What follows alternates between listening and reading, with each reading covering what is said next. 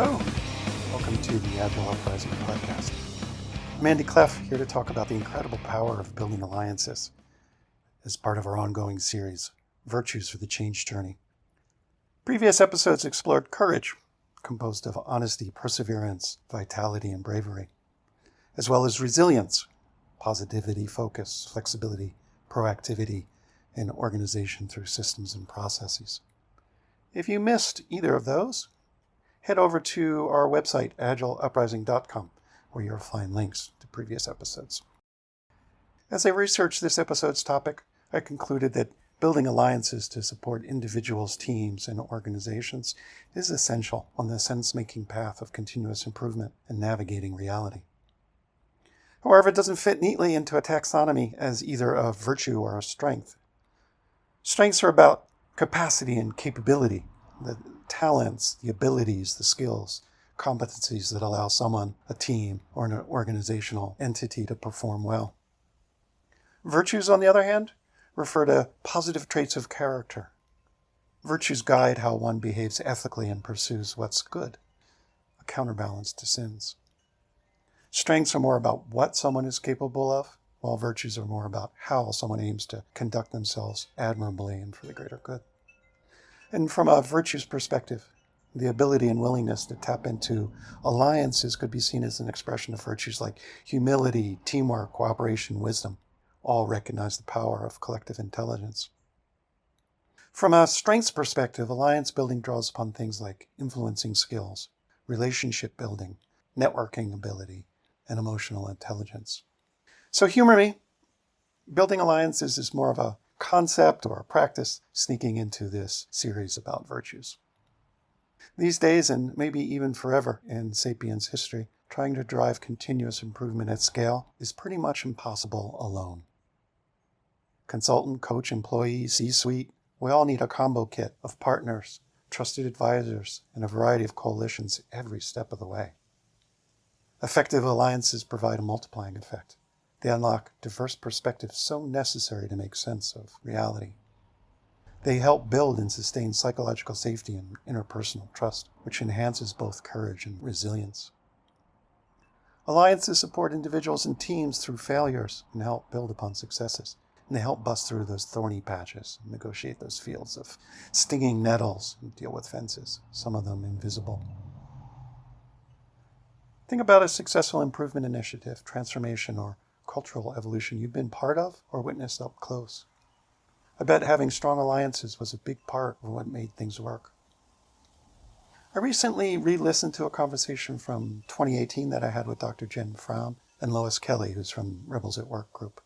It was about alliances, and I love their approach and their categorization, so I'm going to leverage it and see if I can extend it a bit to sense-making. They talk about, first, a support pack, a group focused on execution, a process-oriented collection of people who help figure out the how in a pragmatic way. And then there's the wild pack, providing bursts of brave, creative thinking without getting bogged down in constraints. And then you've got a caring pack, those soul nurturers attuned to team dynamics, vulnerabilities, ensuring healthy progress. And lastly, there's an inner board, folks who give direct, wise counsel, help navigate cross-functional boundaries, negotiate political silos. Creating these alliances takes a blend of things: humility, curiosity, and inclusivity. These can be a struggle for many a leader, especially one by formal position on the organizational ladder. They have to be willing to listen to and embrace different perspectives. They need to let go of controlling every detail, stop being the hero at the fire extinguisher. As my friend and fellow upriser Brad Stokes said, humility is the provenance of the strong. I love that. Having the humble confidence and vulnerability to co-create with others is what actually makes one powerful. Being able to tap into an array of strengths beyond your own. Maybe there's a future episode that explores humility and vulnerability. Back to today's topic. When's the last time you took a look at your alliances, your packs? Maybe you've got trusted advisors, that inner board, but are lacking some frontline partners, your support pack.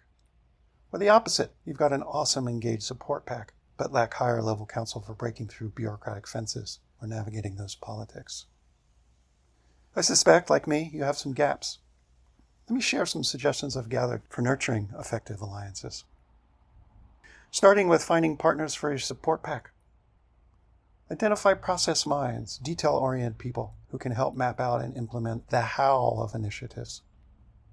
Seek out colleagues from other teams and departments that have complementary execution skills that you may lack. Remember, humility is a virtue. To build or expand your wild pack, get to know creative thinkers, innovators, entrepreneurs who can bring an outsider's perspective. Find people who love to ask what if and have a knack for reframing things.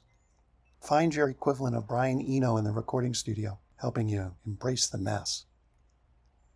Seek people who bring extreme or unconventional perspectives to help new paths and possibilities emerge in unexpected places.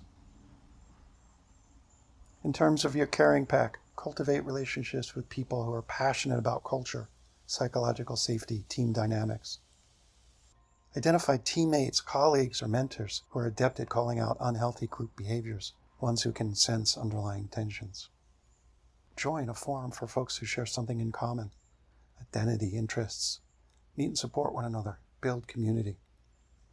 And finally, for the inner board, connect with former colleagues, could be peers, prior manager, or leader. Engage a coach or a mentor. Earlier this year, we had a podcast with Lenny Noyles on the topic of coaches for coaches. I'll drop a link to that episode in the show notes. Just make sure your inner board includes an ample number of challengers, those who don't agree by default, as well as those willing to give you some candid feedback. The key to cultivating all these crews, packs, alliances, whatever you want to call them, is being proactive, intentionally cultivating a wide range of trusted advisors, creative thinkers, disciplined implementers, and caring guides. Make networking, finding potential alliances, an ongoing practice. To expand your connections, your crew candidates, ask people you respect, who else should I talk to about, and fill in the blank. And reciprocate. Be generous in making introductions for others, as well as joining someone else's pack. And then nurture things. Check in regularly. Coffees, huddles, happy hours. Personally, I love getting away from the confines of my desk, doing a walk and a talk, away from distractions and screens.